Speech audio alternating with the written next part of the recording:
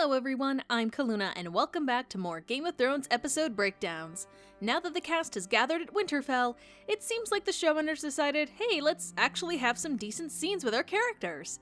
Although on paper less happens in this episode compared to the first, it definitely felt like this episode was more impactful on the character relationships.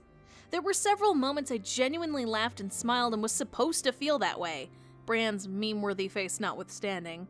So, with that, let's dive into Season 8, Episode 2, A Night of the Seven Kingdoms.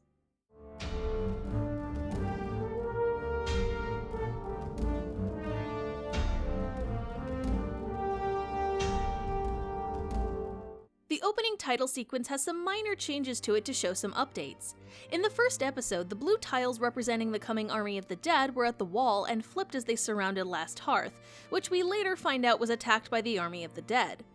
It's starting to go further down towards Winterfell as we know they will be arriving soon.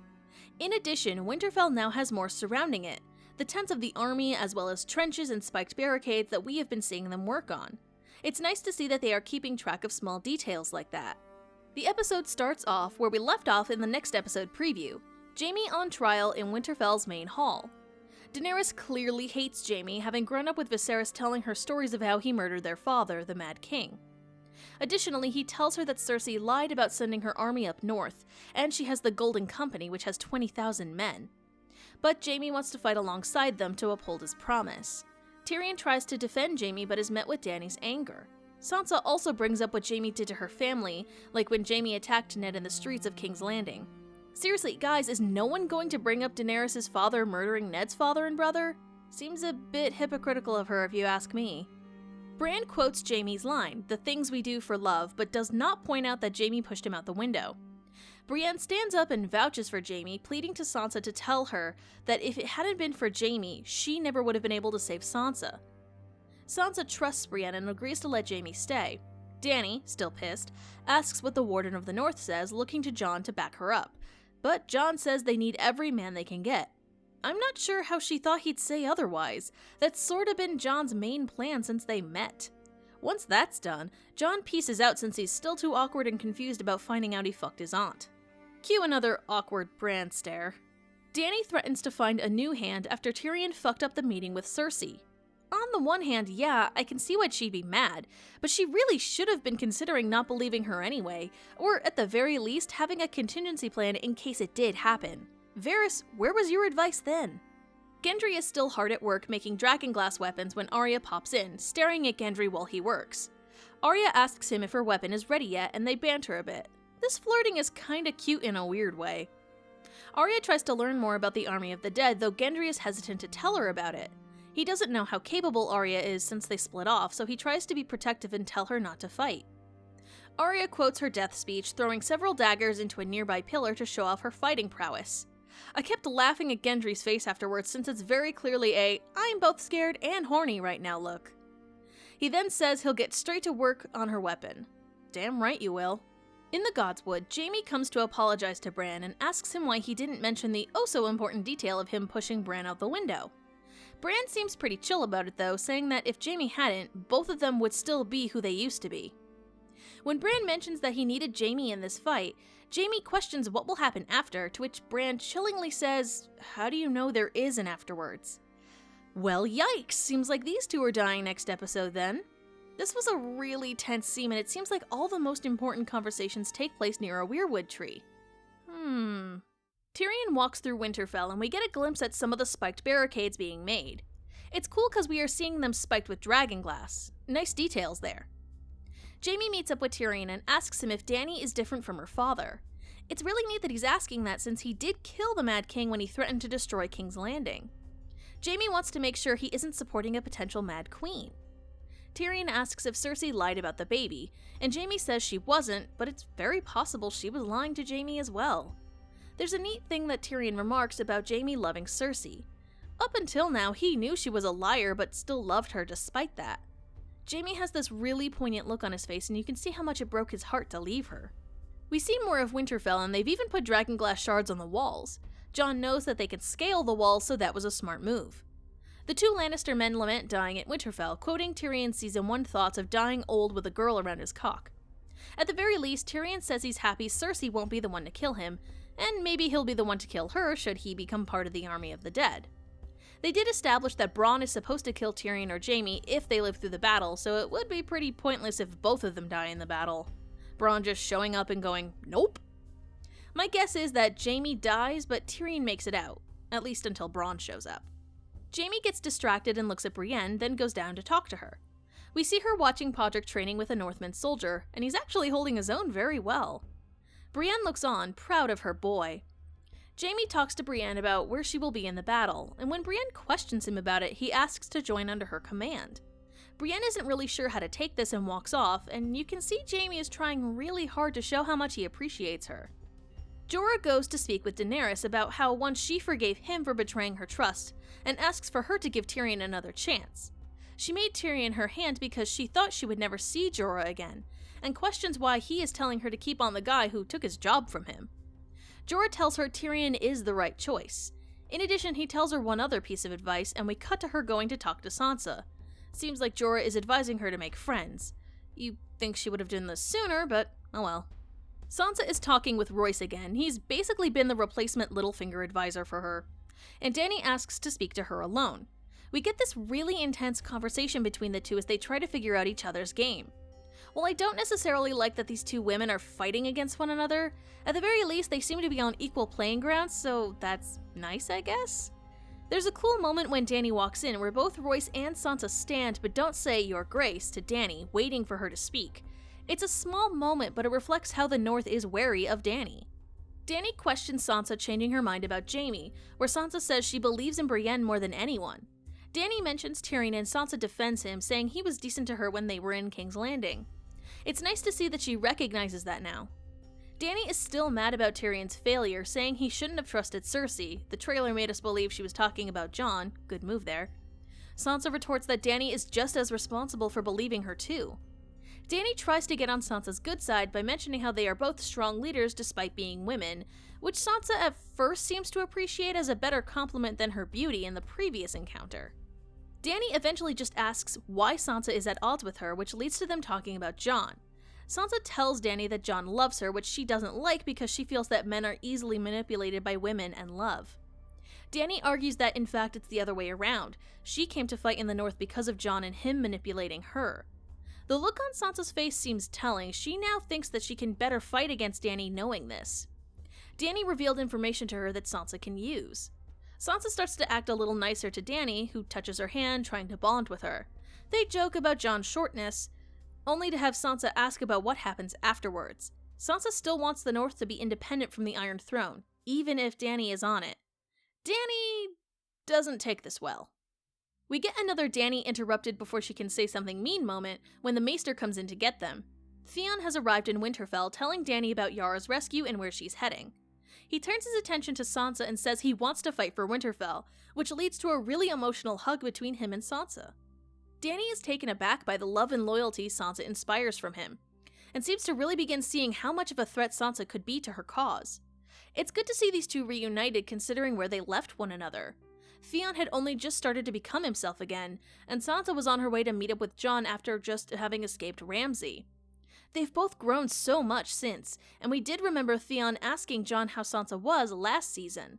He's been worried about her, which is why Yara told him to go to Winterfell. It's really telling to see how happy I was seeing these two hug. They've been two of the most dramatically changed characters since season 1, and it really shows. Davos is helping provide food to the small folk, encouraging the men to fight alongside them. Gilly seems to be taking a bit of a leadership role among the women and children, directing them to the crypts where they will take refuge. A little girl with a burn scar on her face tells Davos she wants to fight too, and you can see the look on his face as he is having flashbacks to Shireen, and it is breaking his heart. Gilly intervenes, thankfully, telling her that she needs the girl to defend her and her son in the crypts. If you remember, Shireen taught Gilly how to read back when she was at the Wall, so she can probably guess why Davos is upset. Man, they are really tugging on the heartstrings this episode. Horns blow, indicating Tormund's group has arrived at Winterfell. Jon is glad to see Ed is alive and well, though Tormund side tackles him before he can get a hug, which is beautiful. Unfortunately, they tell Jon that the Umbers and Last Hearth were taken by the dead, and they will be at Winterfell before dawn. Naturally, Tormund's main priority is finding Brienne. I just love how he can go from, "we're dying at dawn" to, "where's the big woman?" in 2 seconds. We get a montage of the army getting ready, prepping catapults, getting the dragonglass weapons, and setting up traps. We get a cool war council room with everyone of import there. Jon has learned since the Battle of the Bastards to make sure everyone is included. Jon points out that if they take out the Night King, the rest should fall since he made all of them. Jaime counters that if it is true, he's not going to expose himself. Bran offers himself as bait since the Night King has tried to kill him before and has marked him. Theon offers to defend Bran with his men in the Godswood to make up for taking Winterfell from Bran way back then. Looking at the map they've drawn up, we see that the Mormonts are inside Winterfell itself. Since they are a small force, it makes sense to keep them inside as guards. Outside, Dany's forces are in the middle, the Stark forces are on the left and right flanks, and the Knights of the Vale are in the left flank. Up top, it's kinda hard to make out the sigil, but I believe it is the Dothraki. Dany wants Tyrion to be down in the crypts to help them after the battle. It seems she's taking Jorah's words of forgiveness to heart. When they conclude the meeting, Jon once again nopes out of there and avoids Dany, who is thoroughly confused by his attitude towards her. Tyrion stays with Bran, wanting to talk to him about his journey there. At least someone is taking the time to listen to Bran besides Sam. And maybe Tyrion can help him figure out something to do to fight against the Night King. Missandei tries to be friendly with some children, but they are wary of her. Grey Worm sees this and goes over to comfort her. He says once Dany is on the throne, they have nothing to tie them to Westeros, and wants her to sail away with him when it's all done. Well, if that isn't the closest thing to "I'm only 2 days from retirement" I've heard yet in Thrones. What's interesting is that Missandei wants to go back to Noth, her home, but says her people can't fight. Grey Worm then says his people will defend it, suggesting he wants to take some, if not all, of his men with him to Noth. Interesting. I wonder how Dany would take that. She probably assumed the Unsullied would stay with her to help rule. Well, Grey Worm's probably gonna die anyway, so it doesn't really matter. Cut to Sam and Jon and Ghost! Yay! Wait, how come he's so tiny? Nymeria was huge when Arya last saw her. Shouldn't he be a bit bigger by now? Perhaps being the runt and living in the north made Ghost not get as big as his sister. Anyway, hope you enjoyed that expensive cameo. Ed comes up to join them and they remember where they started when they joined the Night's Watch. Jon tells Sam he can stay in the crypts to guard Gilly, which Sam doesn't take well. He reminds them of his various achievements, like being the first of them to kill a White Walker. Though he does lump in stealing books in the same category as killing a Thenn, so perhaps Jon has a point. Jaime and Tyrion share a bonding moment before more and more people come into the room. Brienne and Podrick come in, and Tyrion definitely noticed that Jaime stood up for her when she came in. Tyrion sneaks extra wine to Podrick after Mom Brienne tells him only half a cup, which is kinda cute. Next comes in Davos and Tormund, who hits on Brienne, and Jaime definitely notices that. Tormund tries to have a dick measuring contest with Jaime, explaining where he got his name Giantsbane. He killed a giant, got into bed with the giant's wife, and suckled her milk for 3 months because she thought he was her baby. The story is modified slightly from the books. Rather than killing a giant, Tormund cut open her belly Han Solo style and kept out of the cold. But then she woke up and thought he was her baby and suckled him for 3 months. At least that makes a little more sense for why she thought he was her baby? The Hound is brooding on the battlements when Arya joins him and they have a better heart-to-heart than they did in the previous episode. Arya asks why the Hound is here, saying he used to only fight for himself.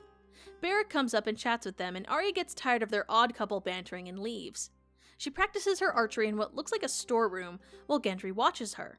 She watched him in his element, and now he's watching her in hers. Gendry gives her the spear she asked for, and they chat a bit while she swings it around and gets used to it, forcing Gendry to move out of her way from time to time. He tells her about what Melisandre needed him for, revealing he is Robert Baratheon's bastard son. Then we get a really weird conversation where Arya questions Gendry on his sexual experience, which felt like a weird turn until she says she wants to know what it's like before possibly dying tomorrow. Then they have sex. It's a little strange for us because, although we know the actress is 22, it's hard to gauge how old Arya is supposed to be here. But, well, she's obviously a top, so glad she's getting something nice after all the shit she's been through. We even see some scars on her from when the waif stabbed her back in Braavos. She pushes him down, kinda like how she did when he called her Milady. And in a way, Robert and Ned's proposal in the crypts came true. Robert's son, Ned's daughter, just not in the way they expected. Plus, it's like history come full circle. The man who resembles Robert hooking up with the woman who resembles Lyanna, only this time they actually choose each other willingly. Back in the fireplace room, Tyrion mentions how most of the people here fought the Starks at one point, only now to fight alongside them. Tormund is surprised when Brienne reveals she isn't a knight. Women can't be knights. Brienne claims she didn't want to be a knight, which then pans to Podrick, who knows she's lying and tries to make her see that. Jaime then says it isn't just kings who can make knights, any knight can make a knight. This, in addition to the episode title, is a reference to the Tales of Dunk and Egg, collected in a book called A Knight of the Seven Kingdoms. The phrase, any knight can make a knight, is said several times and is how Sir Duncan the Tall became a knight in the first place. It's fitting to have these callbacks to Sir Duncan the Tall because George R.R. Martin confirmed that Brienne is descended from him. They perform a knighting ceremony for Brienne, now recognized as Sir Brienne of Tarth, and it is one of the best parts of the episode and the show by far. Brienne has acted just like the knights of legend, honorable, dutiful, and a warrior. The smile on her face as she achieves her dream of being a knight really made this episode make up for the last couple of shitty seasons of writing. They really turned it around for this episode in particular. Also, Tormund clapping was basically everyone watching this episode. Sam goes outside to see Lyanna and Jorah talking to one another. Of course, Jorah wants Lyanna to go into the crypts, but naturally she refuses. She did say after all that she wouldn't be hiding, but fighting alongside her men. She does wish Jorah good fortune and calls him cousin, so it does seem like she still considers him family despite his banishment. Sam offers Jorah his family's sword, Heartsbane, since he really can't wield it and it is Valyrian steel. Sam knows Jeor Mormont gave Longclaw to Jon, which was his family's ancestral sword, so it's kinda cool to see him wanting Jorah to wield a Valyrian steel sword in his honor. We know Jon tried to give Longclaw back to Jorah, but he refused, so him wielding Heartsbane is kind of like his own redemption. Tyrion suggests someone sing a song, and Podrick has some surprisingly good pipes and begins singing the song of Jenny of Oldstones. She was the wife of Duncan Targaryen, named after Sir Duncan the Tall by his father, Aegon, nicknamed Egg, who squired for Duncan. Duncan and Egg were both killed at the tragedy of Summerhall, so a song was made referencing Jenny dancing with ghosts in a hall. So yay, more references! Bits and pieces of the song are in the books, though the writers added in some full lyrics to make it a song for the episode. Podrick's song plays over each of the major characters: the group near the fireplace, Gilly with Sam and Little Sam, Theon with Sansa, Arya with Gendry, Grey Worm with Missandei, Jorah leading the troops, and Dany with Jon in the crypts. It's really interesting seeing who everyone is spending their last hours with. Especially Sansa and Theon, it's really sweet to see them together again. Dany goes to Jon and asks who the statue is in front of him. When he mentions Lyanna's name, Dany recognizes it and says that it always bothered her. How could her brother have been kind and sweet and gentle, but then rape Lyanna? Jon reveals the truth about Lyanna and Rhaegar, as well as him being their son and how Ned lied about it to protect him.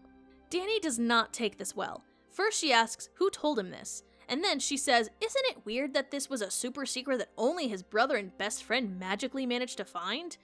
I mean, yeah, sure, but that's her first reaction? I mean, the incest thing doesn't really make her worried since she's a Targaryen. Dany only seems to care about how this affects her claim to the throne, saying now Jon has a better claim to it than she does. But another interruption to make Dany mad is the horns blowing indicating the army has approached. So, the cracks are starting to show in Dany's armor even more this episode.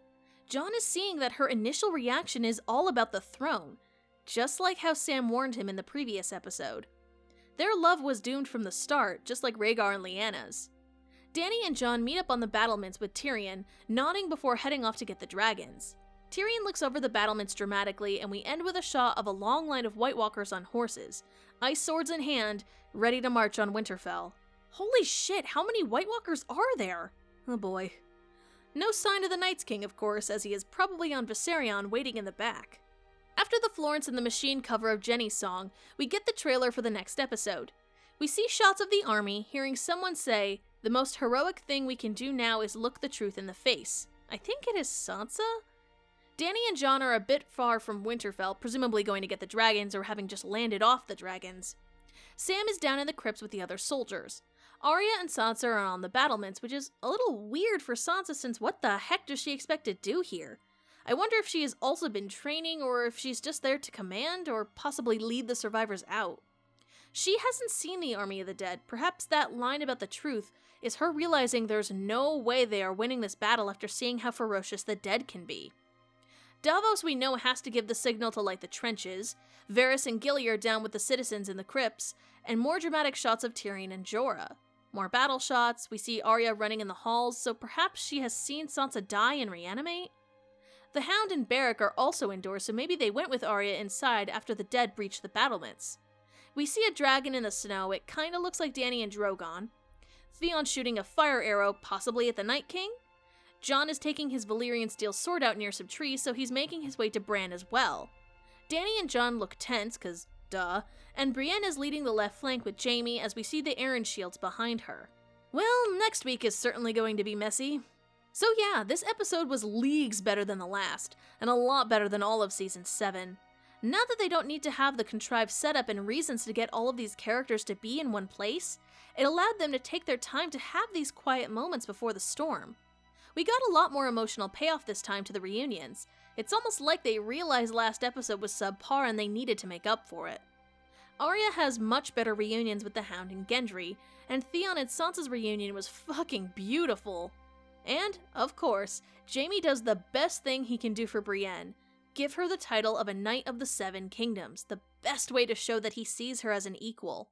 This episode was doing a lot to pull on the heartstrings because we know that there has to finally be some character deaths next episode. There's no way everyone we know is making it out of this. I doubt Winterfell will actually hold on unless there's some weird magic at work we don't know about yet.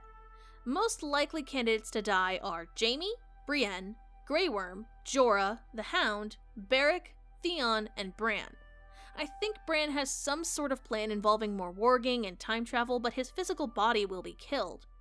He's been playing a long game of chess, making sure everyone is where they are supposed to be. Based on his conversation with Jaime and Bran are both likely to die. I think Tyrion will be okay, as well as Dany and Jon since they have dragons.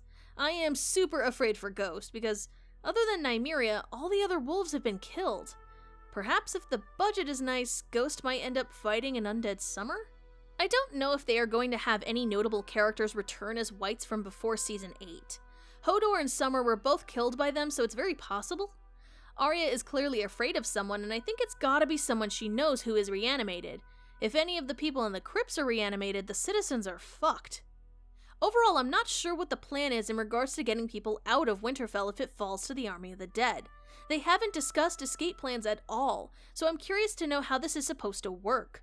Unless somehow the important characters manage to run, get to King's Landing, and somehow get the Golden Company to come help, maybe Arya kills Cersei and wears her face, that would make some semblance of sense, but I just don't know how they plan to get all these people out of there. Unless they activate some old magic which boots out the dead, they are seriously in trouble. So, who do you think is going to make it through the battle? Who is Arya running from? And will they manage to hold off the army or escape?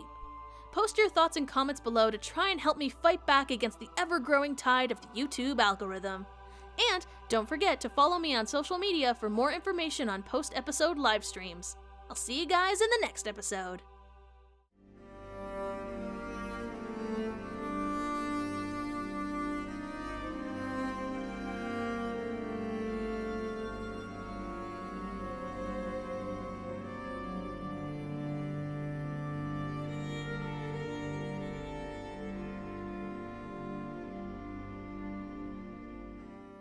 Hey everyone, I wanted to take this opportunity to give a quick reminder about how Patreon works. It's a website that allows you to pledge a certain amount of money per month to your favorite content creators, allowing us to actually make a career out of this. Depending on how much you pledge, you get a variety of rewards in exchange. Some of my rewards for you include having your name in the credits, joining my Discord chat room, and getting early access to my videos. Or, at the highest tier, you can even choose something for me to review. Every little bit counts, so even if you can only do $1, that really builds up over time and helps me to make this show even better. Thanks for your support, and I'll see you in the next video.